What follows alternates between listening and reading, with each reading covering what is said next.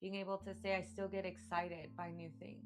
I still allow myself to be open to this is not me, or I want that to be me. If you're not giving your partner that space to do what they need to do so you can do what you need to do, you as a team are you're doing a disservice to both yourselves. Because she likes to do these fun little things and zoom in on close. Well, she decided to zoom in close and got a little too close to my head with her head and did a little billy goat smashing. I don't understand.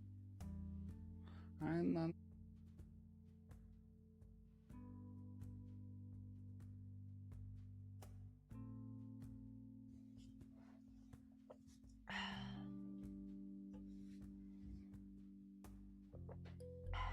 Hey everybody, welcome into Folklore and Flourish here with Jane and Mark.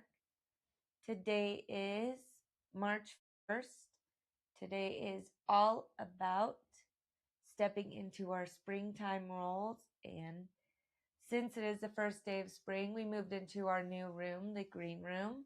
So as you can see, we changed locations. We are in the middle of a move, but as we are in the middle of our move, we are still doing our daily podcast.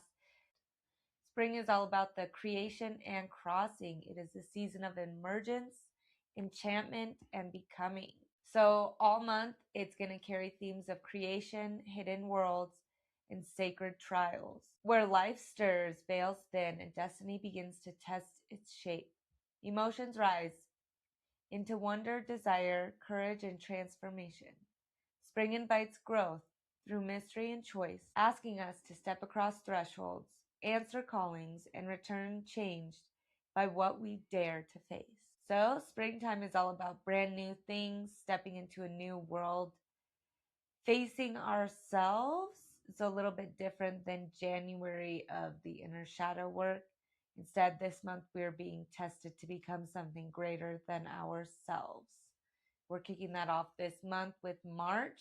So as you can see in our green room, we are going to be having the seasons, and all of the episodes are written up there, as well as the weeks, if you wanted to have an easier cheat sheet for that. But with the month of March, we are stepping into trials and destinies and the tested hero. So all month we will be looking at calling and prophecy, trials and gatekeeping, burden and leadership, betrayal and endurance, courage and sacrifice, moral choice, destiny fulfilled, and standing in our true role. So, yeah, this is all about knights in shining armor, except this time we are the knights. And we're going to learn where we got our armor and just how much we are willing to take. But today for week 1 is the call. So we're in March 1st, week 1, the call. Today is the summons. So our theme is the destiny calls. We're going to look at destiny calls through 4 stories today: Hebrew, French, Norse, and Hindu folklore. So we will see you after these 4 stories, and enjoy your first stories of springtime.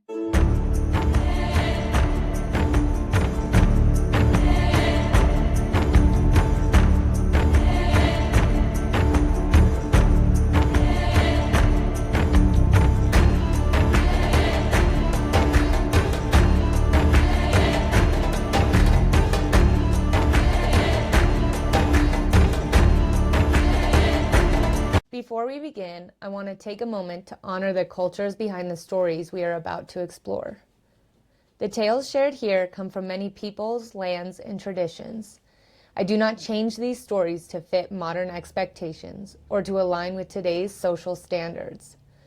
Instead, I present them as they were told, sometimes beautiful, sometimes harsh, sometimes challenging. We are not here to judge the past, but to understand it, to listen, to learn, and to honor the ancestors who carried these stories forward. We also share stories from various religious traditions. These are presented in their historical and spiritual context, with respect for their beliefs that they represent. Every culture deserves respect, context, and acknowledgement, and this space is dedicated to doing exactly that.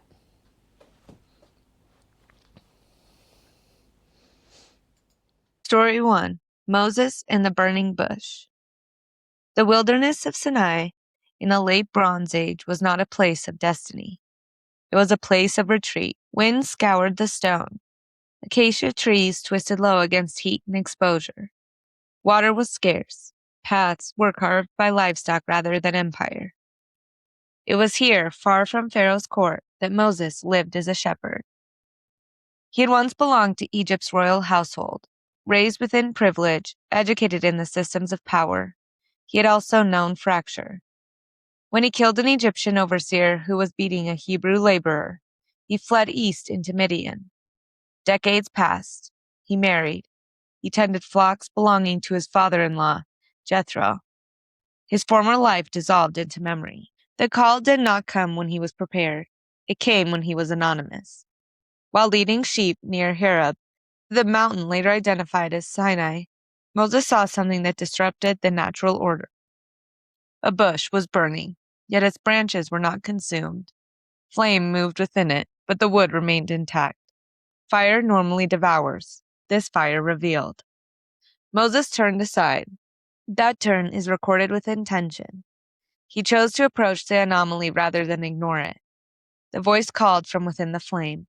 Moses, Moses. He answered, Here I am. The response signaled availability before understanding. The voice commanded him to remove his sandals. The ground had become holy through encounter. When the voice identified itself as the God of Abraham, Isaac, and Jacob, ancestors whose covenant story predated Egyptian bondage, the declaration that followed was not abstract spirituality. It was political. I have seen the affliction of my people in Egypt. The voice had observed oppression. It intended intervention. And the instrument name for that intervention was the man standing barefoot before the bush. You shall go to Pharaoh. The instruction severed the quiet life Moses had built. He was to return to the empire from which he had fled. He was to confront the ruler of the most powerful civilization in the region. He was to demand the release of enslaved Israelites. Moses resisted. Who am I that I should go to Pharaoh? The question was not rhetorical. He was a fugitive. He was a shepherd. He had no army. He had no authority recognizable within Egyptian hierarchy. The voice did not flatter him. It did not list credentials. It promised presence. I will be with you. Moses pressed further. When the Israelites asked which God had sent him, what name should he give? The answer came, Aya, Asher, Aya, often rendered as I am who I am. The phrase expressed being itself as authority. Still, Moses hesitated. He claimed inadequacy of speech. He feared disbelief. Signs were given. A staff that became a serpent, a hand that turned leprous and then healed, water that would become blood. Even then he resisted, asking that someone else be sent. The call did not withdraw. Aaron would assist him, but Moses remained chosen. At the bush, destiny was not framed as reward. It was framed as obligation. The encounter did not eliminate fear, it clarified responsibility. Moses could return to the flocks. He could retreat into obscurity. The fire did not consume him if he refused, but neither would it pursue another shepherd. He agreed to go. That consent altered the trajectory of a people. The confrontation with Pharaoh, the plagues, the exodus, the crossing of the sea, the wilderness wandered, and the giving of law at Sinai all unfolded because of a decision made beside a bush that burned without consuming. The threshold was quiet. There were no witnesses, no armies, no spectacle beyond flame and voice. But history pivoted here. The summons did not arrive in a palace. It arrived in isolation. It did not come to a king, it came to a man who had once failed and fled. The call named him not for what he had been, but for what he would carry. When Moses turned aside, the wilderness became gateway. When he answered, anonymity ended. When he removed his sandals, he crossed it from survival into mission. The fire did not burn him, it marked him, and he stepped forward. Story 2: Joan of Arc.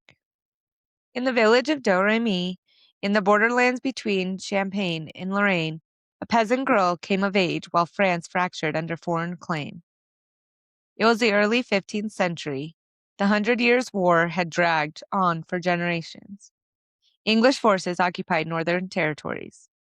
The Treaty of Troyes had disinherited the French heir. The kingdom was politically divided, spirituality exhausted, and militarily unstable. Joan was born around 1412 to Jacques d'Arc and Isabelle Romay, tenant farmers whose lives were structured by harvest and parish ritual. She could not read. She did not travel beyond nearby towns. Her formation was rural and devout. The church bell regulated the day. Feast days marked the year. The summons began in 1425. Joan later testified that she was in her father's garden when she saw a brilliant light and heard a voice. She identified it as Saint Michael, the archangel associated with spiritual warfare and judgment. Over time, she reported that Saint Catherine and Saint Margaret also spoke to her. The voices did not offer comfort. They issued instruction. France, they said, must be liberated. The Dauphin, Charles, rightful heir to the French throne, must be crowned at Reims. The siege of Orléans must be broken. Joan was 13. For several years, she told no one beyond close confidants. The voices continued. They were persistent, specific, directed. By 1428, she sought permission from local officials to travel to Vaucouleurs, where she appealed to Robert de Baudricourt for an escort to the Dauphin. He dismissed her. She returned. The voice did not withdraw. By early 1429, the political situation had worsened. Orléans was under English siege. If it fell, the English would secure the Loire Valley and tighten their claim. Joan returned again to Vaucouleurs, this time after pressure from townspeople and continued insistence. Baudricourt relented. She cut her hair. She dressed in male military clothing for protection during travel. She rode across hostile territory to Chinon, where the Dauphin resided. Court protocol required caution. Joan was examined by clergy at Poitiers to test her orthodoxy.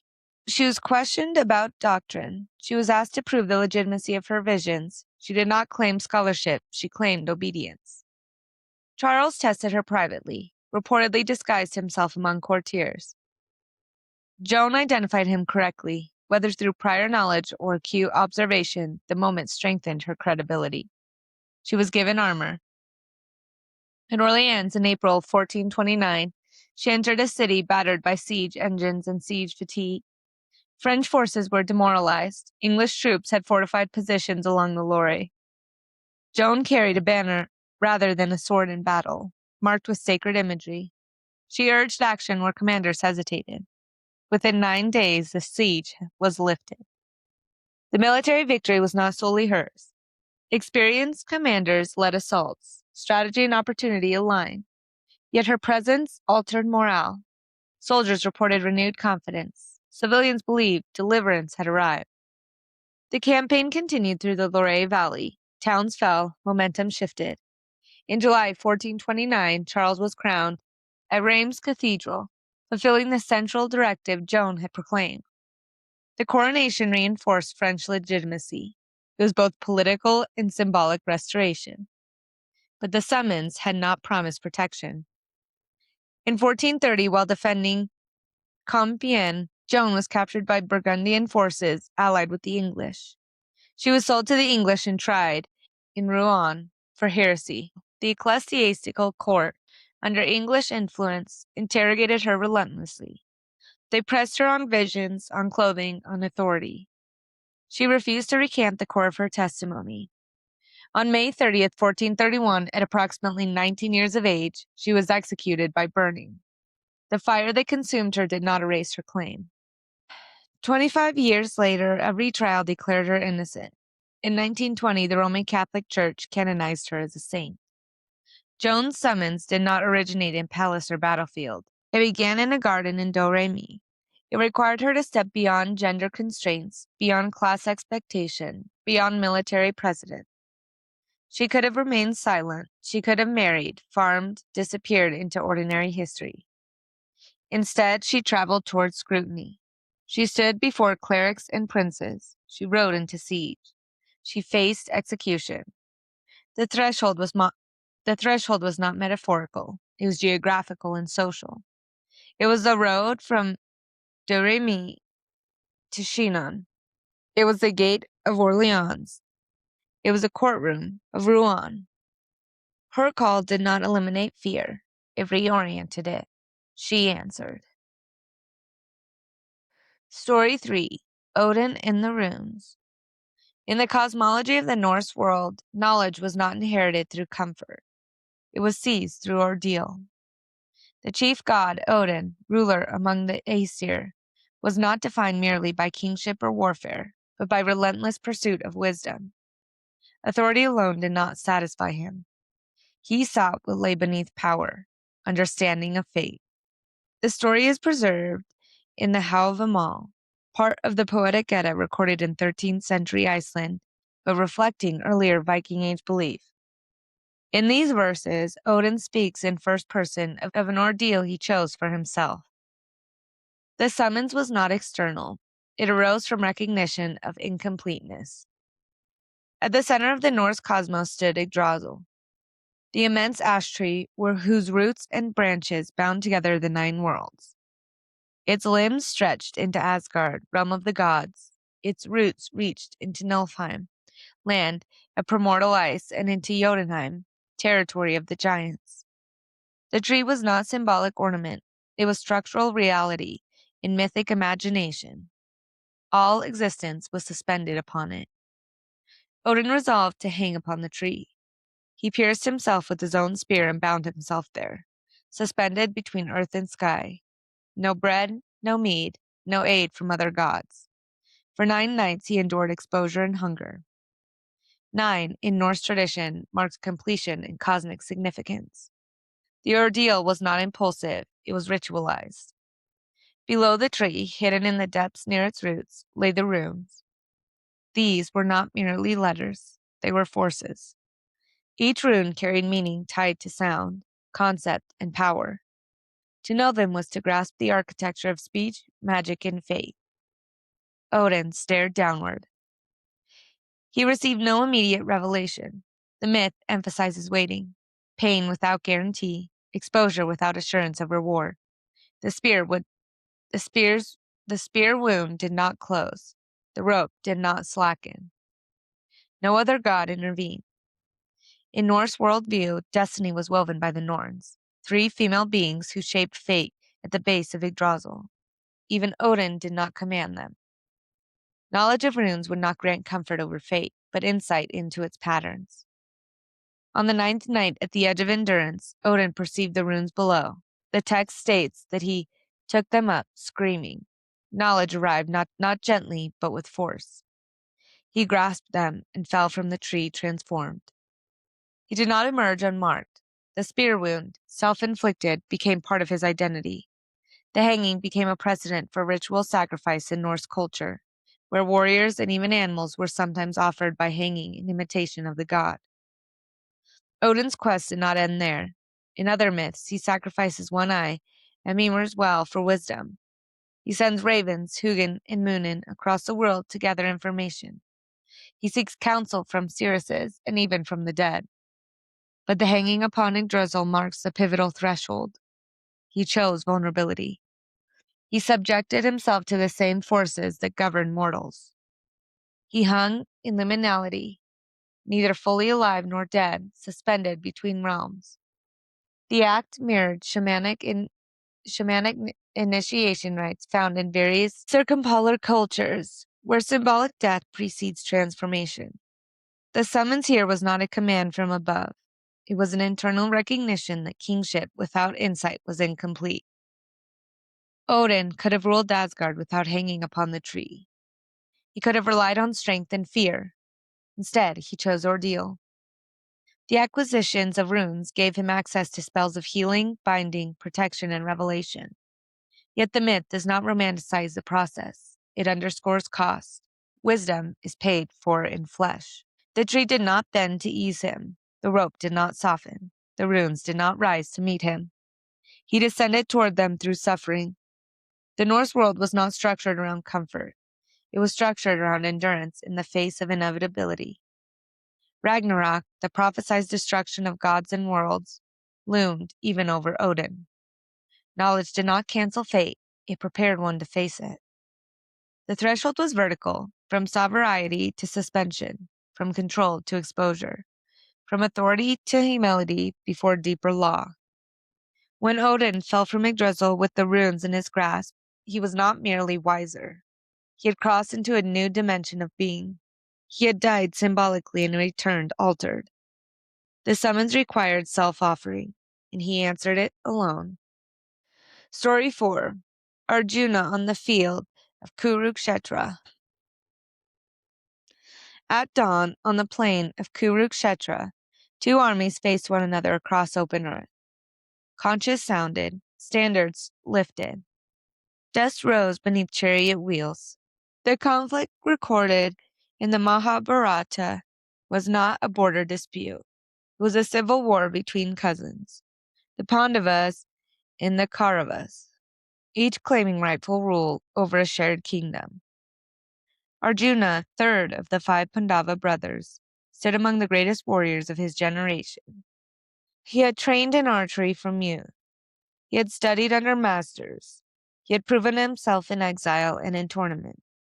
Warfare was not foreign to him. But this battlefield was not impersonal. On the opposing side stood his grandfather, Bhishma, his teacher, Drona, cousins, uncles, former allies. Blood and memory bound the ranks together. As the armies prepared for engagement, Arjuna asked his charioteer to drive between them. The charioteer was Krishna, whom Arjuna regarded as friend and kinsman, though the epic reveals him as divine incarnation. Krishna positioned the chariot in the space between lines. From that vantage point, Arjuna saw clearly what battle would demand. His bow, the Gandiva, slipped from his grasp. His limbs trembled. He spoke of omens and ruin. I saw my own people arrayed and eager for battle, he said. My mouth is dry, my body shakes. The summons he faced was not to fight strangers. It was to confront kin in a war rooted in injustice, humiliation, and failed diplomacy. The Kaurava prince, Duryodhana, had refused compromise. Years of exile and attempted reconciliation had led here. Arjuna argued that victory purchased through slaughter of elders would be poisoned. Better, he suggested, to renounce the kingdom and live by alms than to slay himself with such destruction. He sat down in the chariot. This paralysis marks the threshold moment of the Bhagavad Gita, a discourse embedded within the larger epic. Krishna did not command blindly, he instructed. He spoke of dharma, sacred duty aligned with cosmic order. For a Kshatriya, a warrior ruler, participation in just war was not ambition but responsibility. To abandon that role out of attachment to personal grief would distort the balance of action. Krishna described the nature of Atman, the enduring self beyond bodily death. The self is not born, nor does it die, he explained. The body perishes, the eternal essence does not. This was not an invitation to cruelty, it was a reorientation of perspective. Arjuna's crisis was not fear of combat, it was moral entanglement. He feared becoming the cause of familial annihilation. He feared sin. Krishna expanded the frame. Action is unavoidable, he taught. Even refusal is action. The choice is not between acting and remaining untouched, but between acting in alignment with Dharma or acting from attachment and despair. He revealed his universal form, a theophany in which Arjuna saw countless beings entering and emerging from divine radiance. Time itself was embodied. Warriors on both sides were already caught in the movement of inevitability. I am time, Krishna declared, the destroyer of worlds. Arjuna saw that the battle, though chosen by men, unfolded within a larger cosmic order. The instruction was not to fight from hatred. It was to fight without selfish desire for outcome. Perform duty, release attachment to fruit. Arjuna listened. His breathing steadied, his bow was lifted again. He did not deny grief. He did not pretend the war would not devastate families. But he accepted that his role within the crisis required engagement. The summons was to responsibility in the face of unbearable consequence. He could have abandoned the field. He could have renounced claim and fled into forest asceticism. That path would have preserved personal innocence, but forfeited obligation to restore justice. Instead, he chose participation. The battle of Kurukshetra would last 18 days. Heroes would fall, dynasties would end. The cost was immense. Yet the epic frames the conflict as necessary to reset moral order after corruption and deceit. Arjuna's turning point did not occur at victory. It occurred before the first arrow was loose. Between armies, in hesitation, the threshold was eternal. From paralysis to action, from despair to disciplined duty, from confusion to clarity of role. He stepped into war not as conqueror, intoxicated by glory, but as agent bound to Dharma. The summons demanded that he become who training and lineage had prepared him to be, even when that identity cut against personal longing. He stood, he drew the Gandhava. The conch shell sounded again, and destiny moved forward. Hey everybody, welcome back in. Hope you enjoyed those first 4 stories of springtime. Today is all about the summons. We are in the month of the tested hero. We are being called to our destiny today. Our lesson is that you were never random. Okay, so our daily thread for today, March 1st, is that the call rarely arrives in comfort. In Sinai, a shepherd turned toward fire and stepped back into history. In Do-Re-Mi, a peasant girl walked from field to throne under scrutiny. In Asgard, a god chose suspension to seize hidden knowledge. In Kurukshetra's plain, a warrior lifted his bow after facing unbearable cost. What summons is asking you to move from hesitation into responsibility? Destiny does not chase us, it waits for our answer. So that's our thoughts today. All right. So, story 1 today was about Moses. So, the important note is that destiny often meets us in scrutiny. The summons does not erase fear, it demands response within it. Spring emergence begins the moment we turn aside and answer the name being called. So, story 1, Moses, all about the Exodus. And, well, it wasn't necessarily about the Exodus, that Right. came later. But it came because he noticed. He noticed that something was calling him. And when he noticed it, it was too late. He crossed that line. And it wasn't going to be on someone else. It was, if you don't do anything, Moses, it's just not being done. Yeah, nobody's going to do it at all. Yeah. Like, So no pressure. I brought it up the other day that fire was used by God, like God spoke through fire. And now we got to see that was not just important that he was speaking through fire, but the importance of what was being spoken and who it was calling to. So not just anyone could have seen that or heard that. Moses was the one destined to fulfill that prophecy. Right. And it wasn't just that he was speaking through fire, it was a fire that wasn't burning anything. So that's it's got to be quite the sight to see. You know, you're standing there, you see fire, but you're like, nothing is burning. It's right. Quite odd. So I guess kind of symbolizing Moses at the end, it said the fire did not burn him, it marked him. So kind of like the bush didn't burn Moses, it just marked him. And it was him or nothing. All right. Story 2, Joan of Arc. I've heard Joan of Arc before. I think that they have a statue of Joan of Arc in New Orleans somewhere, like French Quarter or something, maybe. Maybe not. I don't know. I could be wrong. I think it's interesting that the voices that were coming to Joan of Arc were saying that France needed to be liberated, but it needed to be liberated from its own siege. So, like, it needed to be liberated from England, not necessarily liberated from monarchy. So this is where we see a little bit of a difference. Yeah. We're being liberated from the oppression of others, right? France was being oppressed by England. And she kept coming forward saying, hey, I've got these saints that are telling me this. She wasn't anyone special necessarily until the summons came. So that's kind of symbolizing how it could be anyone in life. Yeah. And kind of in our responsibility nowadays of with everything so easy at our fingertips, it is our responsibility to prepare like our children in case they are called for something greater. Like 1400s, a way different story on who was getting what in different areas, right? Between genders, between race, between even just simply not understanding languages, traveling to new places. This one was, she just did what she could, or Joan just did what she could during all of this. Yeah. She was just doing what she was told, and eventually they followed through.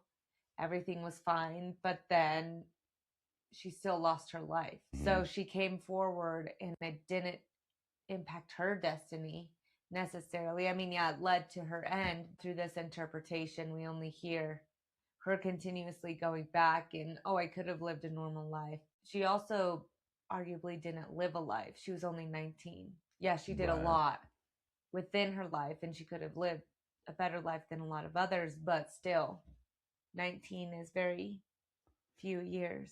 Yeah, nothing. I mean, oof. And there's our first little bit of how's the good die young. Sometimes you're called early in life because you have a shorter life. You don't have a long time to do it or to get it done. And that was the case for Joan of Arc. All right. So the important note for this one is that a summons may arrive without credentials or permission. Doesn't matter who you are in terms of can you check all these boxes. With what you've done. It's about what you need to do. It may require stepping beyond assigned roles into visible risk. Spring emergence sometimes begins with the decision to walk towards scrutiny rather than away from it. Things never get better in our situations if we don't do something about it. So if we don't move forward, and I think that's where wasn't necessarily the topic of this story, but where when we stay still or when we're unsatisfied with things, it just becomes worse and worse. And I guess the voices just became worse and worse for her in the sense that people weren't listening. And so she had to keep going. So story 3, we get to see more about Odin on the tree, Yggdrasil. This is where he gets the runes and he doesn't know what they are. He still allows his mind to be open when things start coming in. He doesn't assume anything. He just waits for them to come in.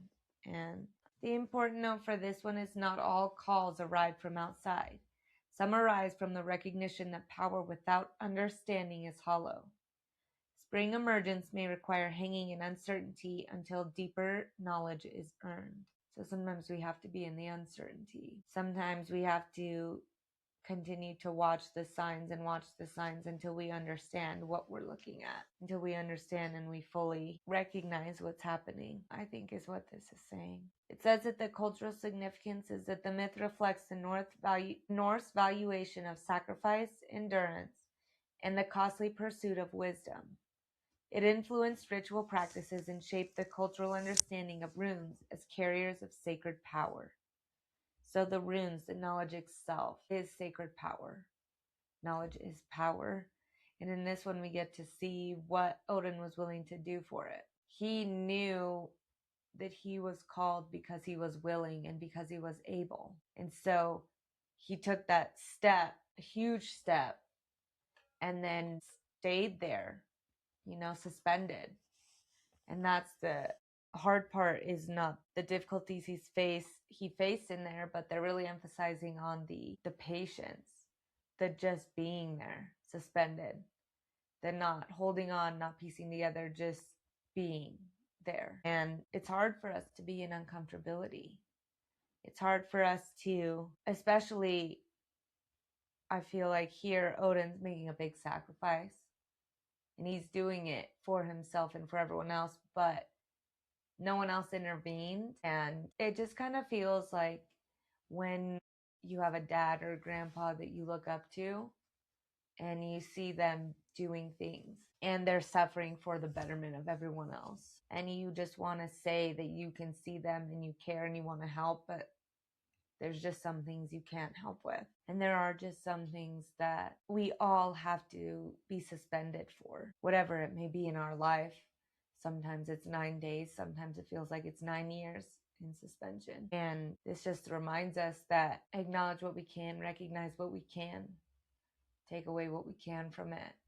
And sometimes all we can do is just survive until we understand what to do next. And Odin put himself in a position where it's kind of like the walkabout journeys and all of those enlightenment journeys where people put themselves, they fast, they put themselves to extremes to have their visions, the vision quest. And this is a very similar ideal, very similar practice. Hanging there, suffering from something, he's not eating, he's not drinking, and that's how he got pushed to his vision, to his knowledge. So that was pretty cool. And we've seen him quite a bit, Odin. He's a good old buddy. Our last one we've seen quite a bit as well. This story shows us that destiny may place us where every option carries loss.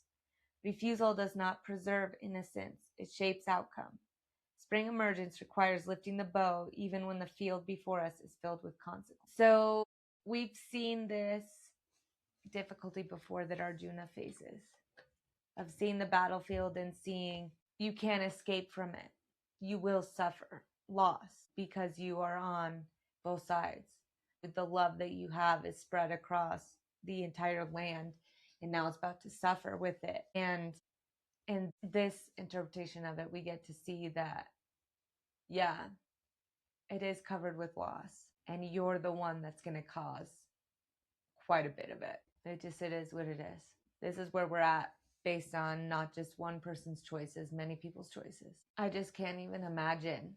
We talk about warriors in the past and fighters in the past, and just thinking on that perspective of some of the burdens that come with being an excellent warrior, being the one that leads into battle, and knowing that you wreak destruction on families, right? So it wasn't just, oh, I'm killing my teacher, I'm killing my my like third cousin or whatever it may be. It's, wow, partner's gonna lose his or lose her husband. Mm-hmm. You know, my niece is gonna lose her teacher.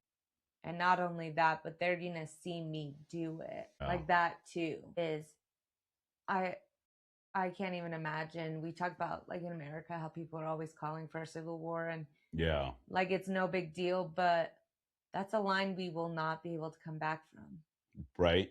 Seeing It's people game that we over. were sitting in a room with and you take their life, like I think a lot of us who have not been in like service, who have not seen life lost, and I mean, you've been surrounded by that. I haven't, you know, a whole bunch. I've seen some, but I don't fully understand the impact of a life being taken and lost in my own hands. That's a completely different thing.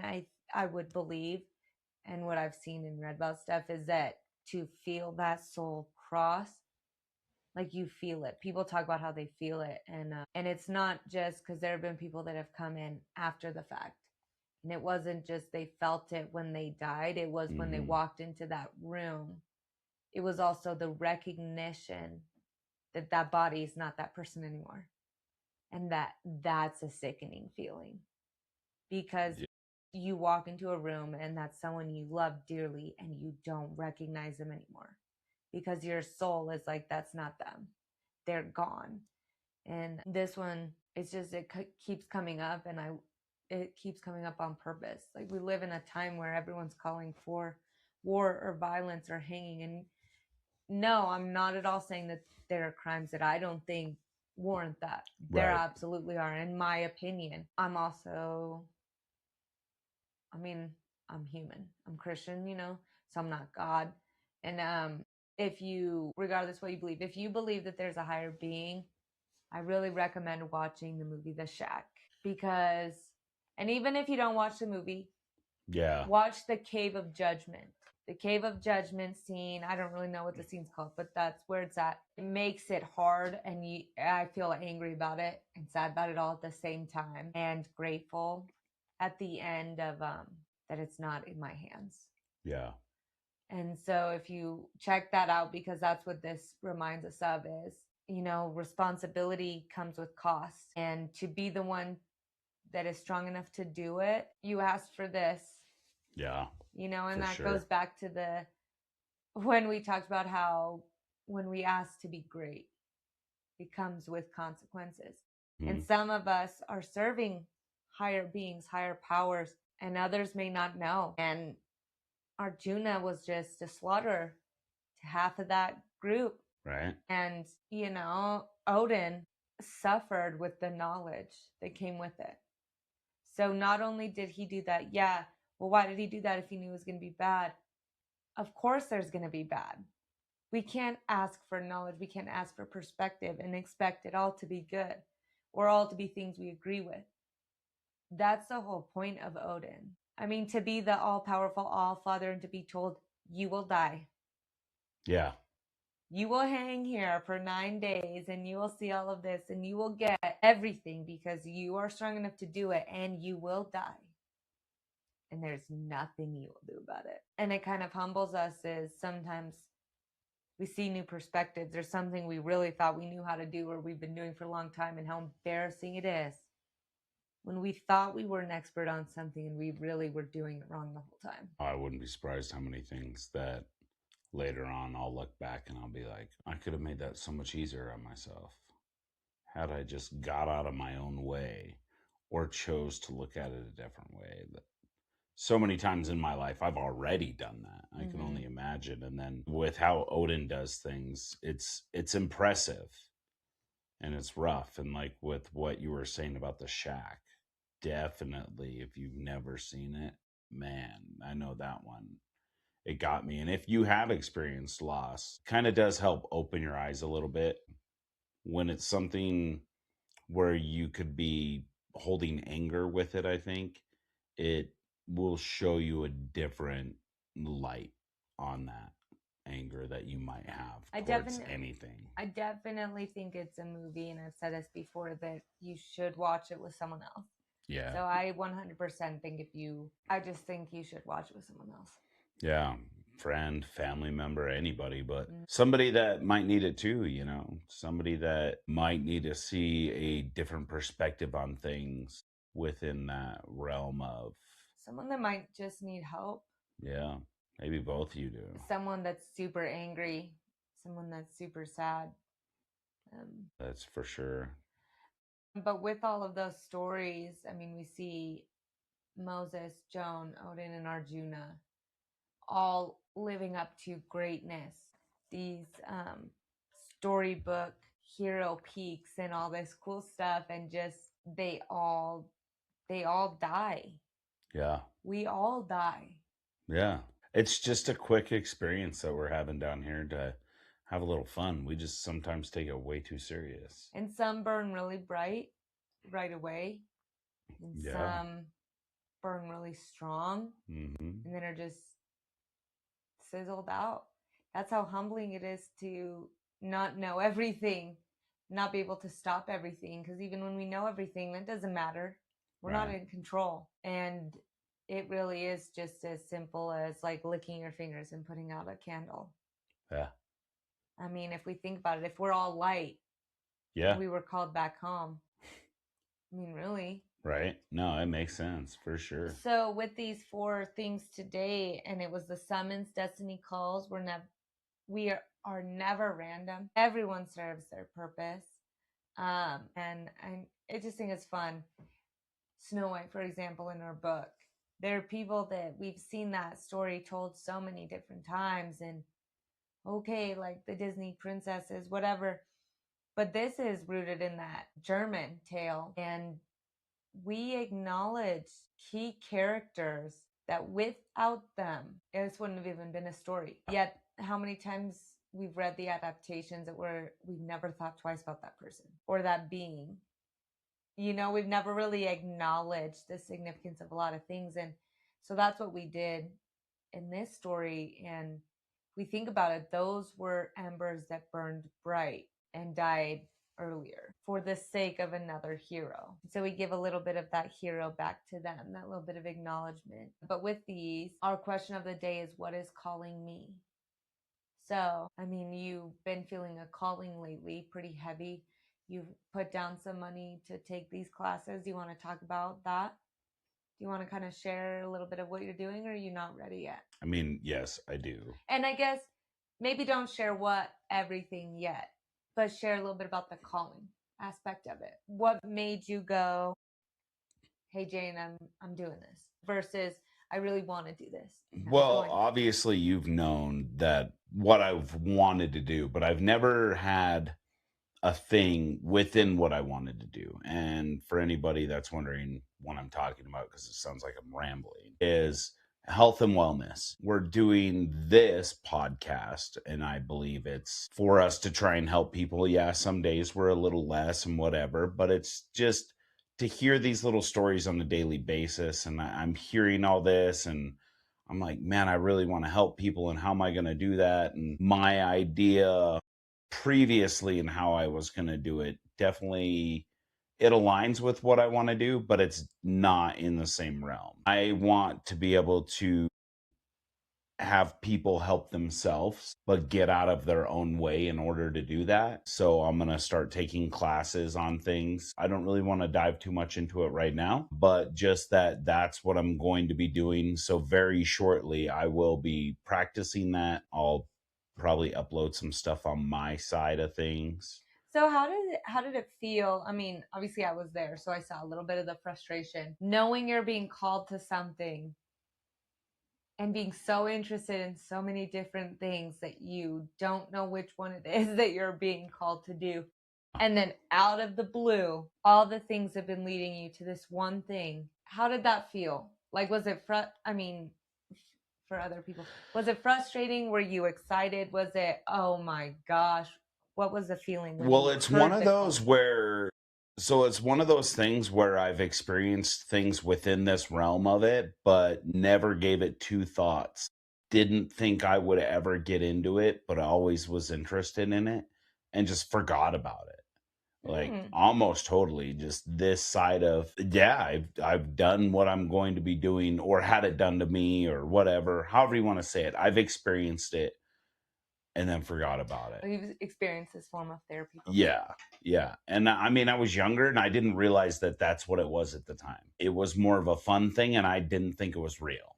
It was way before I was ever. It's probably why you're so confused, like as an adult, like trying to figure out, well, what is it? Yeah. Because you had experienced it before. Mm-hmm. You just weren't in the mindset. And one of the things too is, so I've known for a few weeks that, or maybe even longer, that this is what I want to do. Then it's like paying for the class and getting all that stuff. And then getting the news that I've been getting of, people within my family not doing good and being healthy. And this form of healing, I believe, would have or could have helped that persons. And I didn't have an opportunity to do that. And that's one part where I've been very frustrated with it, because, man, if I would have just did this sooner. But I'm also everything happens for a reason type. So I'm interested to kind of, I mean, we'll dive more into it as we, move forward. And I'm saying this in the hopes that you do an episode, just like kind of talking about this for Behind the Blue Box, Inside the Blue Box. Right. Because it is really interesting. But so you'll eventually have to work with 25 individuals, physical ailments, emotional, spiritual, social. I mean, I've showed you like the 8 different dimensions of our well-being. We've talked about that a lot. Yeah. What aspect are you the most excited for? What aspect are you nervous, or do you think one's going to be more difficult? What do you think, based on everything that you've experienced and you've looked into? What are you excited? Are you excited to work with someone who is spiritually struggling. Yeah, like the physical part of us and healing that, I'm super excited about that because that's the C. Like, man, my knee's been hurting for 3 years. It hasn't stopped hurting. And then I sit down with you, and then you essentially heal yourself. And you walk away from that and you're like, oh my gosh, my knee doesn't hurt for the first time in 3 years. That's amazing. Me, that sounds great and that's fine. But with what you brought up, the spiritual side, that is going to be the most rewarding part. I think personally, I'll get a lot of those people where it's the physical ailments. They'll see that, they'll want that. I'm 100% all about it. But when I get that one person out of, if it is one out of the 25, to get them to switch what they've been thinking of taking this reality too seriously, of no, this is it, this is what it is, maybe open their eyes to different possibilities, to free them from the mundane, this is it, to hopefully expanding them to something more. That is going to be, I think, more rewarding for myself moving forward. Right. And it's interesting because we say like mundane and stuff, but mundane to us is very different to mundane to others. And every individual has their own mundane thing. Correct. I've thought about it a lot, and I'm excited because obviously I'm going to be one of the 25. In terms of documentation and stuff, do you think that the clients, the people, it will take more work for a certain dimension of their well-being than another? Or do you think it is really just, you speak for you, I want to work with people that really do believe it will work and really don't believe it will work, and I want to just kind of see how it has nothing to do with their dimensions, but it has everything to do with who they are and what they believe about themselves. Is that kind of where you're leaning at? I totally believe it's up to that person, whoever it is, to believe whether or not it's going to work. Because no matter what type of healing you're getting, whether it's Western medicine or Eastern medicine, whether it's holistic or a pill that you put in your mouth, if you don't believe it's going to help you, it won't help you. Your mind is super strong. If you believe it's going to help you, it's going to help you.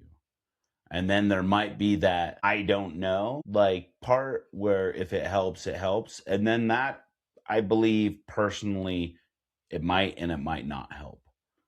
Just that where you're that indecisive, where you truly just don't want to give it a shot either way because you don't want to feel like the fool.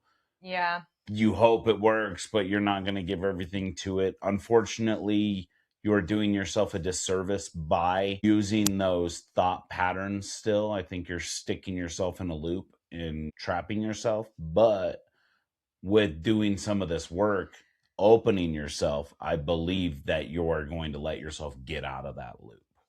Right. So and just a few more things with the calling, just because, yeah, here we are again where things are hitting right in time. The seasons, it's more than just the earth doing its, science stuff, right? There are reasons that we feel more anxious and depressed during the colder months. We feel darker, we feel more isolated during the cold. When spring comes, we do feel that calm. We feel that hope. We feel that I'm ready to start something new. So you're going on this journey, huge, a bunch of stuff. I could love to say it's just spiritual, but it's going to be a lot more than just spiritual work for you. And I've been talking to you about, I'm really excited to do this new workout stuff and to get into that and to have it be a long-term practice, right? So I just finished a 60-day program, but now I want to try this new program as it's more like specific to the female and specific to like the toning that I wanted. But with the calling as well, we see, it'd be easy to say, oh, I'm sacrificing money. Yeah. Right. But you're not. You're kind of you're going to be sacrificing a lot because you're going to be emotionally putting yourself in a position where just to get started,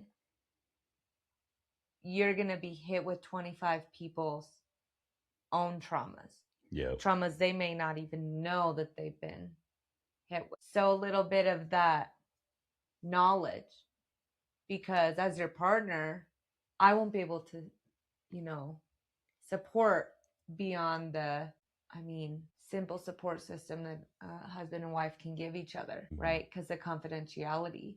So you will not only be sacrificing, a lot of time and a lot of understanding on people, but you have to sacrifice some nights that are going to be a little bit harder to get through, and a little bit of, I don't know what to do. Because even when we get started in a lot of things, we get stuck with, I don't know what to do, because the answer hasn't been presented yet. And so it's exciting that you're about to jump into this journey of things we don't even know, but that acknowledging when things get tough, I know they will be, and I know that there's that certain line that you can't cross, but just a simple, hey, it's having a rough time, I need some support. Yeah. So being excited and needing help with our calling doesn't mean that it's not our calling. Yeah. It just means that we're respecting each other as humans and acknowledging what someone else can do to help us, right? So Krishna didn't pick up the bow, right? But pushed Arjuna to understand their role, their piece. Not, I'm pushing you to do what I want. This is the reality. What are you going to do? And so the calling, yeah, cool, Mark, you've been called to do this, but you did it. You put the money down yesterday. You signed up yesterday. And I remember even asking you earlier, oh, did you, put the money down? Because I know you signed up yesterday and you were excited. But when I asked if you put the money down, you were just like, yep. And you got excited. And that is something to be, excited about. That we're right into March, and day one, you're getting summoned. But you took the step. You looked for what was calling you. And that's something to applaud, really, because I didn't do that for a long time. There are some days that I really struggle with that, trying to figure out. And so I think it's awesome that you did that for yourself. Thank you. I appreciate that. Thank you. I like watching that. And so what we're going to do today, and I'm really excited because I do want to celebrate mine on the day that my workout stuff comes in. So my program stuff comes in. I would like to do this, but today I really want to do it for you because you put the money down and everything. But we're going to ring a bell or clap once, marking our willingness to listen to the call. So we're going to ring a bell or clap once, marking our ability and our willingness to listen. And you can follow us, or you can do this on your own. But we're embarking on two different things. Never ever thought that I would be in the realm of like physical stuff. And so that's exciting. But I really want to take a minute for both of us to acknowledge what we are doing separately as well, because we're both going to need each other in different ways. And it starts with acknowledging that we're doing it. You not only listen to me and everything that I need, but you listen to yourself, and it's beyond what I need, because a lot of the time I don't know what I need. I'm a woman. That's part of my contract here on earth. We signed that. I don't know if my eyelids actually touched. A little bit of the face is still numb. Anyways, after we do that, celebrate our partners, celebrate our family, we are going to remember that a call becomes real when it is acknowledged. Call becomes real when it is acknowledged. Right at the beginning, Moses, he heard it, he heard it, he heard it. At the end of the day, if you do not do it, no one else will. And guess what? Who would have known if he didn't answer? This story wouldn't have been written, right? So it was, no one will know potentially if you don't answer it. But he did, knowing the consequence. All of these people did, knowing the consequence. And we all face a consequence when answering the call to something, to our true selves. It doesn't matter if we're 5 years old and we find our true selves. We've seen kids. We saw a kid today with bugs, and he's just, no, that's what I'm focused on. I don't care about anything else, like bugs. And when they know their facts and they know what they're going to do with their lives, and they may change tomorrow, but they're answering that call today. And I just love that. I love seeing that. And even more is I love being older than that childhood age, right? other than being a teenager, early 20s, and being able to say I still get excited by new things. I still allow myself to be open to this is not me, or I want that to be me. Yeah.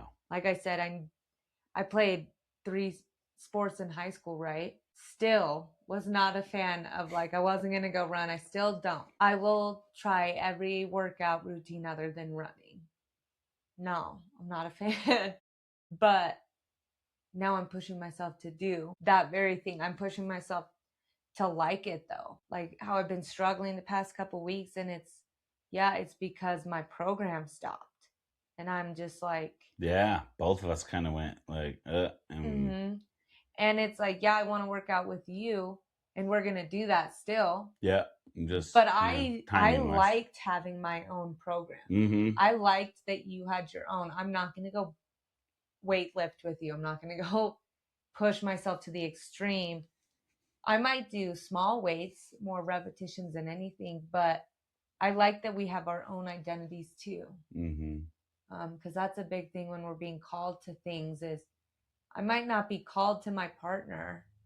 There are going to be lots of pretty shiny things where I'm being called to. That doesn't mean that you and I aren't still in this. Right. You're being called to things, and I trust you for us to be in our areas doing our things. And then that makes it stronger. Like, if you can't, we could be losing out on so much because, and I'm not saying you in general, right, but you as the second party, if you're not giving your partner that space to do what they need to do so you can do what you need to do, you as a team are you're doing a disservice to both yourselves, and that's what I enjoy is, yeah, I do enjoy being around you and stuff, but I do know also that, yes, right now I'm working away from what we're doing together. I don't think that's ever going to go away. I think I will always have something separate outside of, but also it's not going to be to the point where it's at right now. I think we need to, though, because the more that we stop doing that, like how you've been saying, we need to do other things. That started when our program stopped. Yep. And it's been like this tension and friction of just like we are always there, and it's one or the other. I'm not saying it's all me or all you. Yeah. But just that importance of being called to something and how it's said in here. It's not chasing you. Destiny's not chasing you. No, it's like, hey, if you want to hang out over here, this is where I'm at. It's your choice, though. Right. You don't have to come over here, but just so you know, if you do XYZ. Right. And so just being called to something doesn't mean, oh, we pack up our lives and it's a whole different life. It doesn't have to You can change your career without anything else. Yeah. Falling apart. It usually gets better when you're changing it for the right reasons, when you're being called. Acknowledging it is the first step. We're not saying that drop everything and go do something that you feel like you wanted to do, right? But acknowledge it. Why? Like how I said, I never thought I'd be into workout stuff. You thought that this kind of therapy wasn't real. Yeah. And it's like, not just that. It's not just one day you woke up and said, oh, I think this is kind of cool, so it's real. No, it's been a long time coming. A lot of tiny little things have been like, hey. And as soon as you found it and explained it, it was like, those are the pieces. Yeah. Those are the missing pieces we didn't even know. Right. And I personally started looking back, and I'd have a conversation with somebody about it. And it was funny because I was like, holy crap, I didn't even realize this had happened. And it was like one of those little blinky signs like, hey, look, hey. And then I'm just like, nope, not going to look at that for so long, to where I could have been doing this forever. But then my path would have been totally different. And who knows what would have happened at that point, where I would be right now in general. But this one is what I chose to do before I came down here, and here we are. And it was like I was saying, with those feelings I was having of being tired and just choosing the same thing and just being over that. And that's part of me choosing to do this. It's, no, I'm not going to do the same. I'm just going to live my life and then work until I'm 60 and then hopefully retire and then hopefully live a little bit. No, I'm going to take control of my stuff, to help people take control of theirs. And I think that is my biggest purpose, for me to take control of mine so they can take control of theirs. And then in turn, maybe, some of those people will do the same thing. Not all of them. I don't think they all need to, Right. but some, maybe one out of 100, one out of 1,000. But that one's going to help. And then it's just going to. Just remember, you don't need to be perfect. Right. And I say that as someone who loves you, but I also say that as someone who as a human being, it's hard when we let people down that we care about. And we don't like to admit that. So oftentimes I feel like myself, I try to overcorrect, over love, over annoy, over push. And it's it's okay for us to make mistakes. It's okay for us to need help. And so keep growing and doing your thing. But just remember that you're loved, and there are people that need your love and want to love you as you're on your journey. So just think about that. Decide if you want to ring a bell or clap together later. I'm deaf gonna ring a bell. Do you ring my bell? Ring my bell. The only thing in ringing my bell lately has been the wall. Yeah, that wasn't even the wall though. It was your jewelry hanger. No, it wasn't the jewelry hanger. And it was that corner shelf. That corner went into my face. I thought you headbutted the. No, that's why I thought I cut my eye, because it was the corner, and it did hit here, and it slid down here, so it hit this, and it got this. It didn't help when you decided to be a billy goat yesterday too, though. When you zoomed in, because she likes to do these fun little things and zoom in on close. Well, she decided to zoom in close and got a little too close to my head with her head and did a little billy goat smashing. I don't understand. I don't understand. Anyways, today was exciting. I was really excited to start the Tested Hero, just because I knew that the call, the summons, just the call, it's a whole week of us getting to acknowledge something new within ourselves. Yeah. And whether it's frustrating, whether it takes us 20 years or 50 years. I've seen some people, I've seen my parents, they retire and start new things and find love for this life, you know? And they've loved it this whole time, but they were focused on one thing, and now they get to love themselves in this life a lot more. And that's what I love, and it's inspiring because we can choose to do it now, right? They've done it, their whole life possibly, but now we're just acknowledging that they're doing it. Yeah, that little shift, just like the whole choosing to love yourself. Like me, for a long time, I always wanted to do something so somebody else was proud of me. And that's so silly to think, but I want to be this dad that I can be looked at and they would be like, my girls would be like, that's my dad. Yeah, but why do I need to do that for them? Because if I did it for me, I would get the same outcome. I really would. But at the end of the day, I did it for me, and I could be proud because I did it for myself. Right. And for so long, I've always chosen to do things not for myself. It was always for somebody else. And that's why I always stopped. I never completed certain things because I chose to do it for others, not for myself. And now that I'm choosing to do things for myself, things that I want to do, like write a book, do You're this program. way pushier when it's something you want to do. Yeah. And I don't mean in terms of we need to do this, we need to do this. You are just you'll get that little go break and do other things, but you get a lot more assertive when it's something you want to do, when it's something you want to learn. That wasn't meant to be rude or disrespectful. I just mean, I can tell when it's something you're doing for me versus something you're doing for us or something you're doing for yourself. It's different forms of joy.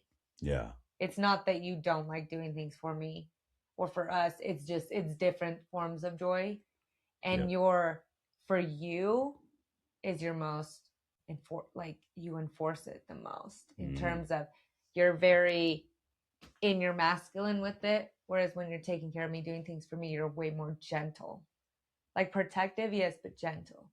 But I like that you are getting to this point where Jane, I found it. Jane, I'm doing it. And now, Jane, it's done. And we're starting. And I'm so excited for you. Me too. I'm itching to study, which is knowing who I am as a person. Anybody that's known me for a long time, especially probably my mother, hearing me say the words, I'm excited to study. Mom, if you were driving and you didn't crash, good job. I'm excited because she's probably laughing like, oh, you gonna study now. You're gonna study. I'm gonna check in on your study. You better be studying. No, but that's just it, is you mean it when you're doing things that you didn't think you'd do. Studying physical stuff. Like, we kind of switched a lot of, and it's exciting because that doesn't mean we don't like the other stuff. It just means right now what I need is this. Something is more important to me. And one thing that I truly love and I really try to do, and I don't always succeed, so that's why I continue to try to do it, is I heard a thing where it said, whatever you're most excited about, do that thing with your most excitement that you can possibly have until it's no longer exciting, and then do whatever it is that's most exciting for you in that moment. Because what that's going to do is that's going to cause you to just live your best life, to live in your freedom, to live in your moment, to live in your flow. And when you live in your flow, great things are going to happen. All the good things that you want will happen. You just got to let them happen. Take those couple steps and then just be like, I took them. No, yeah, you got to work. I mean, you can't just be like, hey, I did this, so now everything's going to happen. No, you're not on a roller coaster. You're not. You have to drive the ship. But sometimes driving it when you're in the current and just flowing with it is a lot easier than if you're trying to go against it. Yeah. Now we're here. Chilling like villains. We're chilling. In the green room. Chilling like heroes. Just Facts. got called into the green room, and now we're answering the call, whether we wanted to or not at the beginning. I like that you put that spin, the call. I didn't even honestly think about it, that I just signed up for that class and was like, and now that was the first. And how you say things lined up, and I've known I was going to take this class, for quite a while now, and just haven't had the opportunity to get it all set up and get it to where I am at right now. And of course I sign up for it, and then the next day is the call. It's like, hey, it's right there. So the way things are falling in line is awesome. It's awesome because things get really exciting, and then they get hard, and then we doubt ourselves, and then we have to come back up. And if you look at this, I mean, we see that all within the first week. There's doubt in the call. There's doubt in our performance. There's doubt in our results. And all of us feel that at some point or another. Yeah. And so it's so important to look back on days like today, days like today where we have this. So you can look back when you're done with those 25 people, when you're done with your classes, when you're done in 25 years, and go, wow, that's the day I started. Mm-hmm. That's the day I answered the call. Right? Yep. And that's awesome. It truly is, because no one can take this away. And your kids and your grandkids will be able to see that too and be like, this day in history, he made the shift. Mm-hmm. And when we're talking about generational healing and healing others, I mean, how exciting will it be if you help 25 people, if you help one person go, this was the day I made the shift. And that's exciting, because I love that I got to be here for that, for you. Well, that's all that I have for today. We'll probably have a little bit of this in the Folklore and Flourish. I don't know if you wanted it for your Inside the Blue Box, so probably keep most of it for that. I don't want to take away from kind of like you sharing it. But if you are curious to hear more about the call for Mark, that interview is coming up. That topic will come in. No, we have no idea when that will be. Mm-hmm. It's just gonna come in. And this day was written in December, and it just happened to be the very day that you took that step. Right? Yeah. So it looks like we're kind of stepping into a little bit of you. Definitely in the flow where we're supposed to be. Mm-hmm. everything that's happening is the way it needs to. So that's fun. So we hope you guys acknowledge your call. And if you are embarking on something new, let us know. Whatever it may be, we can all be in this together. We can all kind of talk about our progress and keep up with each other and help each other keep showing up every day. Yeah. So we'll see you guys tomorrow, stepping into spring. And thank you for joining us for Thanks, March guys. 1st. Love you. Thank you for walking this journey with me today. These stories are more than folklore. They are the heartbeat of our world building, the inspiration behind our characters, and the soul of the Legends Reborn Chronicles. By exploring these tales, we honor the past, ignite the present, and breathe life into the legends we're creating together. To see more of Mark and I, as well as additional scenes, discussions, and healing, check the links below that will lead you to our various social media platforms. Please also feel free to ask any questions or leave any comments in the episode below or in future episodes to come. We would love to hear from you. Until next time, may your path be guided by wonder, curiosity, and the magic of the stories that came before us. Blessings, and I'll see you on our next folklore journey.